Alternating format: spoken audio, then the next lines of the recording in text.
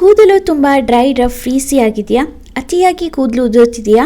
ಹಾಗಾದರೆ ಇವತ್ತಿನ ವಿಡಿಯೋನ ಪೂರ್ತಿಯಾಗಿ ನೋಡಿ.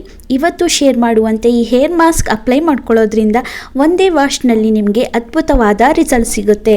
ಬಿಕಾಸ್ ಇದರಲ್ಲಿ ನಾವು ಮೇನ್ ಇಂಗ್ರೀಡಿಯೆಂಟ್ ಆಗಿ ಫ್ಲ್ಯಾಕ್ಸ್ ಸೀಡ್ಸ್ ಅಂದರೆ ಅಗಸೆ ಬೀಜನ ಬಳಸ್ತಿದ್ದೀವಿ.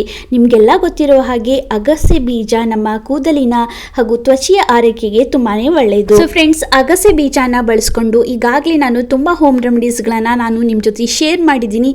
ನಿಮ್ಮೆಲ್ಲರಿಗೂ ಕೂಡ ಅದು ತುಂಬಾ ಇಷ್ಟ ಆಗಿದೆ. ಎಲ್ಲರೂ ಕೂಡ ನಿಮ್ಮ ಪಾಸಿಟಿವ್ ಫೀಡ್ಬ್ಯಾಕ್ ನನಗೆ ಶೇರ್ ಮಾಡಿದ್ದೀರಾ. ಸೊ ಹಾಗಾಗಿ ಇವತ್ತು ಮತ್ತೊಂದು ಅದೇ ರೀತಿಯಾದಂಥ 100% ವರ್ಕೇಬಲ್ ಹೋಮ್ ರೆಮಿಡಿ ನಿಮ್ಮ ಜೊತೆ ಶೇರ್ ಮಾಡ್ತಾ ಇದ್ದೀನಿ. ತಡೆ ಯಾಕೆ, ಇವತ್ತಿನ ಅಮೇಸಿಂಗ್ ವಿಡಿಯೋನ ಸ್ಟಾರ್ಟ್ ಮಾಡೋಣ. ಅದಕ್ಕೂ ಮುಂಚೆ ನೀವಿನ್ನೂ ಕೂಡ ನನ್ನ ಚಾನಲ್ನ ಸಬ್ಸ್ಕ್ರೈಬ್ ಆಗದೆ ನೋಡ್ತಾ ಇದ್ದರೆ ಮೇಕ್ ಶೋರ್ ನನ್ನ ಚಾನಲ್ನ ಸಬ್ಸ್ಕ್ರೈಬ್ ಆಗಿ. So let's begin. ಮೊದಲಿಗೆ ಗ್ಯಾಸ್ ಸ್ಟವ್ ಮೇಲೆ ಒಂದು ಕ್ಲೀನ್ ಪಾತ್ರೆನ ಇಟ್ಟಿದ್ದೀನಿ. ಅದರಲ್ಲಿ ನಾನು ಒಂದು ಗ್ಲಾಸ್ನಷ್ಟು ಕುಡಿಯುವಂಥ ನೀರನ್ನು ಸೇರಿಸಿದ್ದೀನಿ. ಈ ನೀರನ್ನು ಇವಾಗ ಒಂದು ಕುದಿ ಬರಲು ಬಿಡೋಣ. ನೀರು ಬಾಯ್ಲ್ ಆಗ್ತಿದ್ದ ಹಾಗೆ ನಾನು ಅದರಲ್ಲಿ 1 ಟೇಬಲ್ ಸ್ಪೂನಷ್ಟು ಮೆಂತ್ಯ ಕಾಳನ್ನು ಸೇರಿಸಿದ್ದೀನಿ.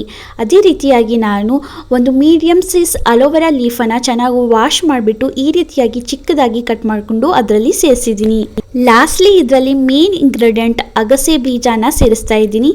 ಒಂದು 2 to 3 ಟೇಬಲ್ ಸ್ಪೂನಷ್ಟು ಅಗಸೆ ಬೀಜನ ಇದರಲ್ಲಿ ಸೇರಿಸಿದ್ದೀನಿ. ಈ ಎಲ್ಲ ಇಂಗ್ರೀಡಿಯೆಂಟ್ಸನ್ನು ಒಂದು ಸಾರಿ ಚೆನ್ನಾಗಿ ಮಿಕ್ಸ್ ಮಾಡಿ ಇದರಲ್ಲಿ ಸೇರಿಸಿರುವಂಥ ಎಲ್ಲ ಇಂಗ್ರೀಡಿಯೆಂಟ್ಸ್ ಕೂಡ ನಮ್ಮ ಡ್ಯಾಮೇಜ್ ಆಗಿರುವಂಥ ಹೇರ್ಸ್ ಅಥವಾ ಅತಿಯಾಗಿ ಉದುರುವಂಥ ಕೂದಲನ್ನು ತಡೆದು ನಮ್ಮ ಕೂದಲಿನ ಬೆಳವಣಿಗೆಗೆ ತುಂಬಾ ಸಹಾಯಕವಾಗಿದೆ. ಡ್ರೈ ರಫ್ ಫ್ರೀಸಿ ಆಗಿರುವಂಥ ಹೇರ್ಸ್ ಇನ್ಸ್ಟೆಂಟಾಗಿ ಒಂದೇ ವಾಶ್ನಲ್ಲಿ ಸಿಲ್ಕಿ ಶೈನಿ ಸ್ಮೂತ್ ಕೂಡ ಆಗುತ್ತೆ. ಈ ರೀತಿಯಾಗಿ ಎಲ್ಲ ಇಂಗ್ರೀಡಿಯೆಂಟ್ಸನ್ನು ಚೆನ್ನಾಗಿ ಬಾಯ್ಲ್ ಆಗಲು ಬಿಡಬೇಕು. ಅರೌಂಡ್ 5 to 10 ಮಿನಿಟ್ಸ್ವರೆಗೆ ಅದನ್ನು ಚೆನ್ನಾಗಿ ಬಾಯ್ಲ್ ಆಗಲು ಬಿಡಿ. ಫ್ರೆಂಡ್ಸ್, ಇವಾಗ ಅರೌಂಡ್ 5 to 10 ಮಿನಿಟ್ಸ್ ಆಗಿದೆ. ನೋಡ್ಬೋದು, ಚೆನ್ನಾಗಿ ಇದು Jal ಬಿಟ್ಕೊಂಡಿದೆ.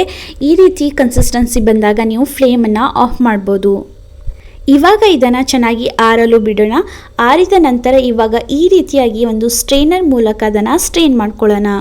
So friends, completely strain ಮಾಡ್ಕೊಂಡು ಆದ ನಂತರ ಈ ರೀತಿಯಾಗಿ ಉಳಿಯುವಂಥ ಇಂಗ್ರೀಡಿಯೆಂಟ್ಸನ್ನು ನೀವು ಎಸಿಬೇಡಿ. ಅದನ್ನು ಒಂದು ಪೇಸ್ಟ್ ಮಾಡಿಕೊಂಡು ಹೇರ್ ಮಾಸ್ಕ್ ಆಗಿ ನೀವು ಅದನ್ನು ಅಪ್ಲೈ ಮಾಡ್ಬೋದು. ಫ್ರೆಂಡ್ಸ್, ಇದೇ ಪ್ರೊಸೆಸನ್ನು ನೀವು ಒಂದು ಕಾಟನ್ ಬಟ್ಟೆ ಮೂಲಕನೂ ಮಾಡ್ಬೋದು. ಬಟ್ ನನಗೆ ಈ ರೀತಿಯಾಗಿ ಸ್ಟ್ರೈನರ್ ಮೂಲಕ ಮಾಡೋದ್ರಿಂದ ತುಂಬಾ ಈಸಿ ಅನಿಸುತ್ತೆ. ನೋಡ್ಬೋದು ಎಷ್ಟು ಈಸಿಯಾಗಿ ಈ ರೀತಿಯಾಗಿ ಜೆಲ್ ಹೊರಗಡೆ ಬರುತ್ತೆ, ಸಪ್ರೇಟ್ ಆಗುತ್ತೆ. ಎಲ್ಲ ಜೆಲ್ಲನ್ನು ಸಪ್ರೇಟ್ ಮಾಡ್ಕೊಂಡು ಆದ ನಂತರ ಇವಾಗ ಒಂದು ಲಾಸ್ಟ್ ಇಂಗ್ರೀಡಿಯೆಂಟ್ ಇದರಲ್ಲಿ ಆ್ಯಡ್ ಮಾಡೋಣ. ಸೊ ಫ್ರೆಂಡ್ಸ್, ಇದರಲ್ಲಿ ಇವಾಗ ನಾನು ಲಾಸ್ಟ್ಲಿ ಕ್ಯಾಸ್ಟರ್ ಆಯಿಲನ್ನು ಆ್ಯಡ್ ಮಾಡ್ತಾ ಇದ್ದೀನಿ. ಈ ರೀತಿಯಾಗಿ ಅರೌಂಡ್ 1 ಟೇಬಲ್ ಸ್ಪೂನಷ್ಟು ನಾನು ಕ್ಯಾಸ್ಟರ್ ಆಯಿಲನ್ನು ಆ್ಯಡ್ ಮಾಡ್ತಾ ಇದ್ದೀನಿ. ಫ್ರೆಂಡ್ಸ್, ಮಾರ್ಕೆಟ್ನಲ್ಲಿ ಸಿಗುವಂಥ ಎಕ್ಸ್ಪೆನ್ಸಿವ್ ಹಾಗೂ ಕೆಮಿಕಲ್ ಯುಕ್ತ ಪ್ರಾಡಕ್ಟ್ಸ್ಗಳನ್ನು ಬಳಸೋ ಬದಲು ಒಂದು ಸಾರಿ ಈ ನ್ಯಾಚುರಲ್ ಇಂಗ್ರೀಡಿಯೆಂಟ್ಸನ್ನು ಬಳಸಿ ನೋಡಿ. ಸೊ ಖಂಡಿತವಾಗಿಯೂ ನಿಮಗೆ ಅದ್ಭುತವಾದ ಆ್ಯಂಡ್ ಬೆಟರ್ ರಿಸಲ್ಟ್ ನಿಮಗೆ ಸಿಗುತ್ತೆ. ಆ್ಯಂಡ್ ಅದೇ ರೀತಿಯಾಗಿ ಇದನ್ನು ನಾನು ನಿಯಮಿತವಾಗಿ ಬಳಸ್ತೀನಿ. ಇದು ನನ್ನ ಫೇವ್ರೇಟ್ ಅಂತ ಹೇಳ್ಬೋದು. ಬಿಕಾಸ್ ಇದು ಕ್ವಿಕ್ಕಾಗಿ ಆಗುತ್ತೆ, ಅಪ್ಲೈ ಮಾಡೋದು ಕೂಡ ತುಂಬಾ ಈಸಿ.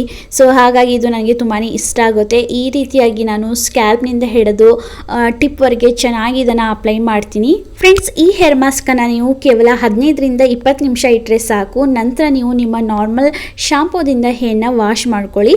ಕಂಡೀಷ್ನರ್ ಯೂಸ್ ಮಾಡುವಂಥ ಅವಶ್ಯಕತೆ ಇಲ್ಲ. ಅದೇ ರೀತಿಯಾಗಿ ಈ ಹೇರ್ ಮಾಸ್ಕನ್ನು ನೀವು ವಾರದಲ್ಲಿ 2 ಸಲ ಯೂಸ್ ಮಾಡ್ಕೊಳ್ಳೋದ್ರಿಂದ ಅದ್ಭುತವಾದ ರಿಸಲ್ಟ್ ಸಿಗುತ್ತೆ.